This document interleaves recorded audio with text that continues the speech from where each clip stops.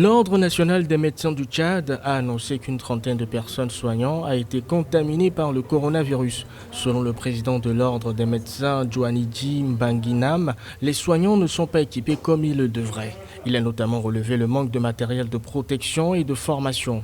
Notons que 5 mai, le pays a enregistré 117 cas testés positifs au Covid-19 et 39 guérisons.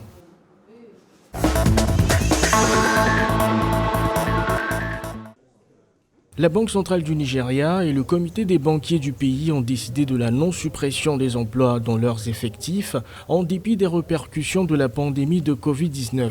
Selon la direction de la communication, cette mesure atténuera l'impact négatif de la pandémie sur les familles et les citoyens de moyens de subsistance des employés de banque. La direction de la communication a souligné que cette délibération du comité a tenu compte de la gestion des coûts d'exploitation des banques dont les perturbations sont inhérentes aux difficultés économiques mondiales.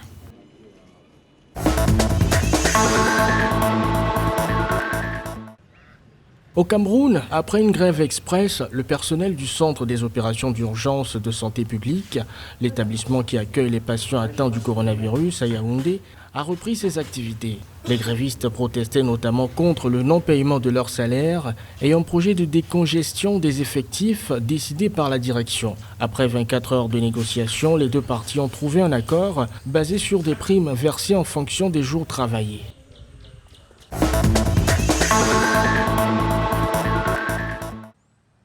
Selon un décret du président burkinabé Roch Kaboré, la quarantaine imposée à une douzaine de villes dans le pays a été levée en raison de la baisse du nombre de cas de coronavirus. La mise en quarantaine des villes du Burkina Faso ayant au moins un cas de Covid-19 a été suspendue sur toute l'étendue du territoire national.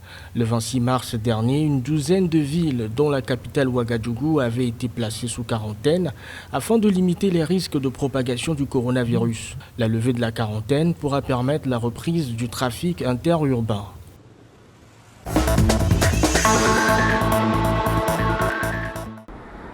Au Kenya, une partie de la population refuse d'effectuer le test de dépistage au coronavirus. Les concernés craignent d'être déclarés positifs au coronavirus et donc en danger de mort. Pourtant, s'ils sont asymptomatiques ou si leur cas est léger, ils pourraient se retrouver en quarantaine. Rappelant qu'en fin mars, les autorités avaient ouvert une cinquantaine de sites, écoles, hôtels, auberges de jeunesse pour opérer des séances de dépistage.